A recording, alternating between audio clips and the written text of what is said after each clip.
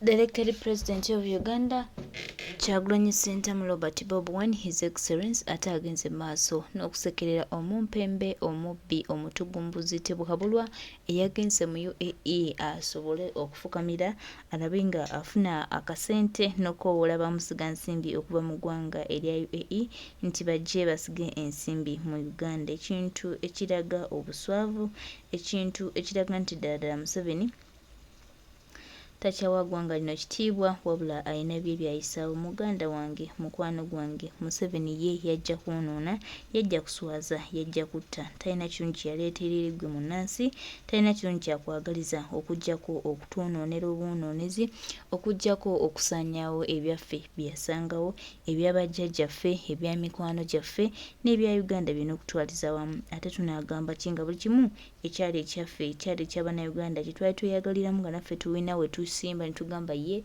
this is ours. Munnange omusajja oyo gwolaba omutugumbuzi amaze okuba nga akiyingiramu akyonoona, kintu ekitwetera okutya, ekitwetera okweraliikirira, ekitwetera emitima gyaffe kugamba Mukama yatukuba omuggo munene olw'okutuwa Museveni nga pulezidenti wa wano, kubanga Idi Amin yali kirabo kya eri Uganda. Idi Amin yatukolera, Idi Amin yakola buli kirungi okulaba Uganda ng'ebaako weeri, nakati essanyu lye tulina obutonotono bwe twenyumirizaamu gali maanyi ga Idi Amin. Ne Mukama laba watukuba omuggo n'atuwa omutugumbuzi, n'atuwa omutemu, n'atuwa omussi, amazeewo abantu baffe, assa eggwanga lyaffe alifudde ekitagasa. Buli kimu ye akola kye nga ye, talina tabuulirirwa, tagambwako, tayogerwako, kale kwegamba ebya Katonda bizibuzibu. Naye Mukama yanutaasizza n'atuwonya olumbe, n'atuwonya ekisiraani, n'atuwonya ekizibu kya Tebukabulwa n'abaako ekyenjawulo kyatukolera, ate naffe ntufuna essanyu nti at least weewaawo Mukama atukubye nnyo omugga, atukubye nnyo embooko, naye ate atuwaddeko ku muntu ategeera anaatwala eggwanga lyaffe mu maaso. Oluusi ebintu tubiraba leeti, oluusi ebintu tetwagala biwuliriza, naye bannange oluusi tuwulirize ku bantu abamu abasazeewo okutuwa ku magezi engeri Museveni ono gy'agenda mu maaso n'okwonoonyamu eggwanga lyattu Uganda. Oyinza obbiyita nti bya jasiti, oyinza obbiyita nti bya kusaaga mu busaazi, naye mukwano gwange, muganda wange, Uganda yaffe efuuse eky'okusekererwa, efuuse ekyokuba nga tekyalina se olw'okuba omuntu omu bw'ati n'akakundi ke. So baganda baffe Bannayuganda, agali amu bwe galema ennyama tiimuke twerwaneko. Daani okufaayo nnyo obutategeera. Gano amazzi gaabadde Kosovo wakati mu kibuga. KCCA yetwalayo, buli dduuka lyawo lyasasula KCCA, lyasasula URA. Naye enkuba olubindabinda tebaddamu kukola. Watermelon gye tulya mu kibuga akapapajjo bwe kati akalinga olupapula ka 100, ennamba yali ya 100. Ekikajje ennyinga ennamba bagitema bagiteeka mu kaveera ya nusu mmeka 5. Ekikajje ekiramba kyali kya nusu 2. Amafuta galinnye, naye gwe wa wansi tofayo g'otunulidde babidduka kyekitole kya sabbuuni okutuuka ku 105 ekyali eky'ebitaano. Naye gwe tufuddeyo kumanya maama wange gwe naleka wano ne taata sabbuuni eyo bamukozesa, naye oli ku Kyagulanyi ovuma. Gwe tolinamu bwongo bulowooza. Lwaki nvuma omusajja oyo? Nnyoko n'ekitabo bali ku ki? Bakozesa bintu ki? Amafuta ga 15 ku kakaaga. Naye tewali nsonga gye bawa nti emmotoka yagudde oba Kenya yeekalakaasizza amasannyalaze uniti ya nusu 100. Ab'e Kenya bagaakira bwereere. Wali okirowoozezzaako ekyo nga tonnavuma musajja ono? Wali okirowoozezzaako nga tonnavuma musajja ono? Ggwe endagaano gye baasayininga ssente zo z'olina okufuna ku Bwakadaama tezirinnya. Kyokka ky'otumanyi nti oli ku buddu, obuddu bw'oliko nga ne ssente go wazissaamu ezaakutwalayo. Wano tulina abaana abatikkire ng'ali mu bbala aweereza mwenge. Bwe yasoma tebiriiwo wano. Tulina abaana abatikkire bali ku Gazalandi bayita sisita akaviiri. Abaana bali ku Mutaasa beesigama emitayimbwa banoonya gwe banaaguza kasimu. Bali mu Ivory Plaza. Eryo eggwanga ly'oyagala. Kati tulina obunafu bwaffe n'obusiru obututwala mu bivvulu okumanyisa international community nti tuli mu mbeera nnungi. Deputy Speaker omulamba yavuddeyo n'agamba yeetaaga bbato ya kamiliyoni ne bebekulu ne bamusaba ssente. Naye ng'enguudo si nkole mu kibuga. kakati abantu abakirengerera internationally bagamba nti tuli mu mbeera nnungi mwe kennyini mudda mu bivvulu ne mutandika okuwowoggana nga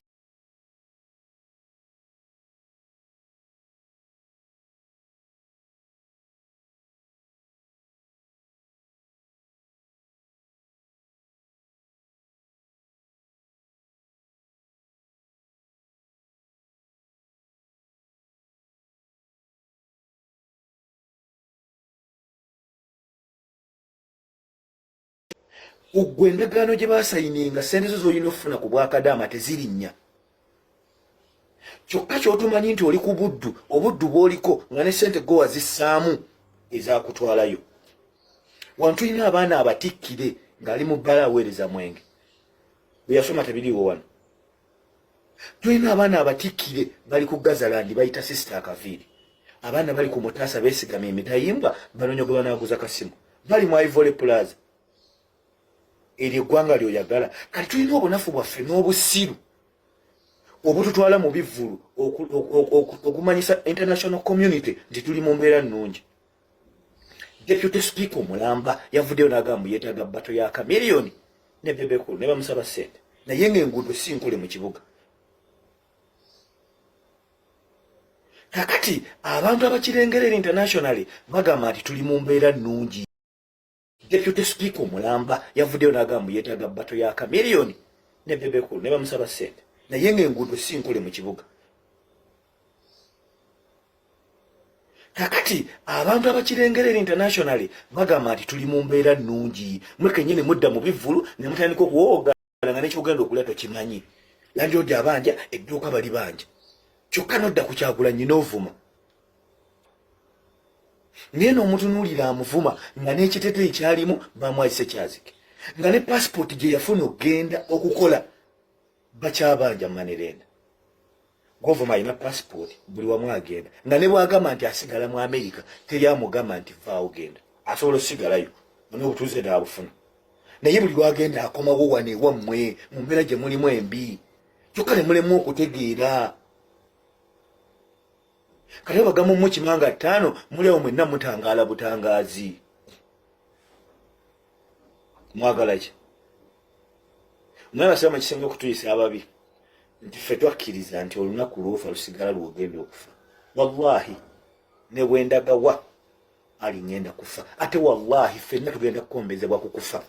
Limbo y'enkoowe eri kuyiika 8 naye baagaye twakyawerawo n'abantu 10 be baziikawo. Abo be baziikawo kuyiika 8 baki? Wali abagagga, wali abaavu, wali obugagga bwa Qur'ani, buli kimu buli omwafa. Tunuulira nnyo nnyoko n'ekitaawo nga tonnavuma Kyagulanyi. Kitaawo wamuleka ku ki? Omwana wo wamuleka wa? Oli ku ki? Nsaba Allah atuwe okumanya n'okutegeera. Tukozese nnyo obwongo. N'omusumba abuulira enjiri ng'obuulirira ku Kyagulanyi, tunuulira nnyo abantu bo basabira wa. Tukola ffe mbusina mbatukkiriza okwesabira ddala n'okunsabira. Nsaba Allah atuwe okumanya n'okutegeera. Nkwagaliza byonjagaliza. Nsaba Allah wangaze Kyagulanyi sendamu. Nsaba Allah atuwe ku Uganda empya. Nsaba ffenna tubeere balamu twemefuna bulabe. Nsaba tukuume emirembe. Nsaba tubeere batebenkevu mu mutima buli kimu tugenda kukituukako. Wallahi buli omu alina okukombezebwa ku kufa. Abadde Kosovo wakati mu kibuga.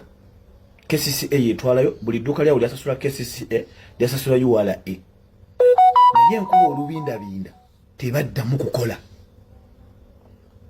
Watermelon gye tulya mu kibuga akapapajjubwe kati akalinga olupapula ka 1000 ennamba yali ya 1000. Ekikajje ennyinga ennamba bagitema bagiteeka mu kaveera ya nusu mmeka 5. Ekikajje ekiramba kyali kya nusu 2. Amafuta galinnye naye gwe wa wansi tofayo gwotunulidde babidduka kyekitole kya sabbuuni okutuuka ku 1500 ekyali eky'ebitaano. Naye gwe tufuddeyo kumanya maama wange gwe naleka wano ne taata sabbuuni eyo bamukozesa naye oli ku Kyagulanyi ovuma. Gwe tolinamu bwongo bulowooza. Lwaki nvuma omusajja oyo? Nnyoko n'ekitabo bali kuki? Bakozesa bintu ki? Amafuta ga 1500 ku kakaaga. naye tewali nsonga gye bawa nti emmotoka yagudde oba Kenya yeekalakaasizza amasannyalaze uniti ya nusu 1,000 ab'e Kenya bagaakira bwereere. Wali okirowoozezaako ekyo nga tonnavuma musajja ono? Wali okirowoozezaako nga tonnavuma musajja ono? Ggwe endagaano gye baasayininga ssente zo z'olina okufuna ku Bwakadaama tezirinnya. Kyokka ky'otumanyi nti oli ku buddu, obuddu bw'oliko nga ne ssente go wazissaamu ezakutwalayo. Wano tulina abaana abatikkire ng'ali mu bbala aweereza mwenge.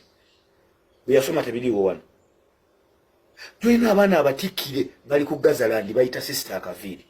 Abaana bali ku Mutaasa beesigamye emitayimbwa banoonya gwe banaaguza kasimu. Bali mu Ivory Plaza. Eryo eggwanga ly'oyagala. Kati tulina obunafu bwaffe n'obusiru obututwala mu bivvulu okumanyisa international community nti tuli mu mbeera nnungi.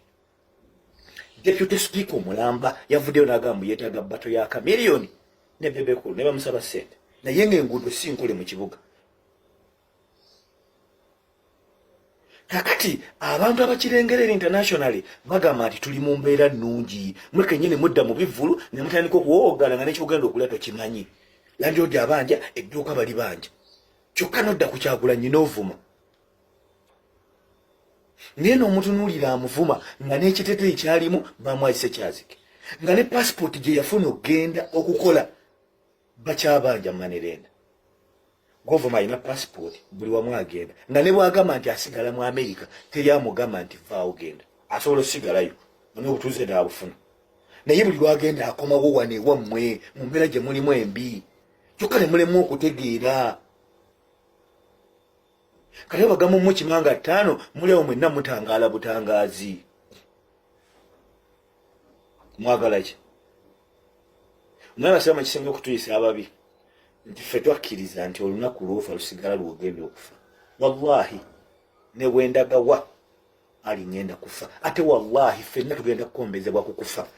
Limbo y'enkoowe eri kuyiika 8 naye baagaye twakyawerawo n'abantu 10 be baziikawo. Abo be baziikawo kuyiika 8 baki? Wali abagagga, wali abaavu, wali obugagga bwa Qur'ani, buli kimu buli omwafa. Tunuulira nnyo nnyoko n'ekitaawo nga tonnavuma Kyagulanyi. Kitaawo wamuleka ku ki? Omwana wo wamuleka wa? Oli ku ki? Nsaba Allah atuwe okumanya n'okutegeera. Tukozese nnyo obwongo. N'omusumba abuulira enjiri ng'obuulirira ku Kyagulanyi, tunuulira nnyo abantu bo basabira wa? Tukola ffe mbusina mbatukkiriza okwesabira ddala n'okunsabira. Nsaba Allah atuwe okumanya n'okutegeera.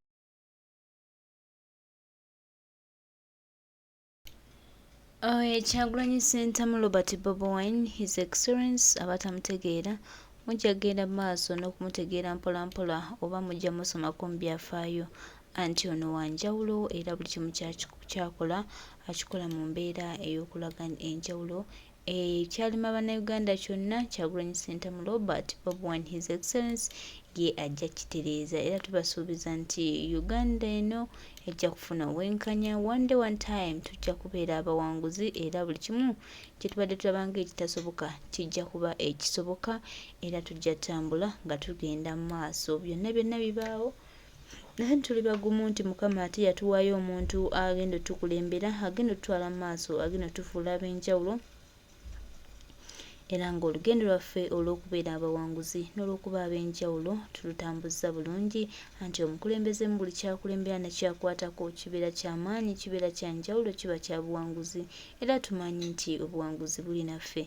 Omukulembeze Kyagulanyi Ssentamu Robert Bobi Wine kyakwatako ne byakulembeza tuba bakidde mabega tusuubira nti tuwali kigenda tuzza mabega era tugenda kuba banjawulo ebbanga lyonna emirembe gyonna tujja kuba kyafaayo tujja kuba essomo ery'amaanyi buli omu yandyagadde okusoma nga asoma ku Kyagulanyi Ssentamu Robert Bobi Wine engeri gye yasula mu gavumenti ya dictator wansi yali efuukidde bannansi ekizibu.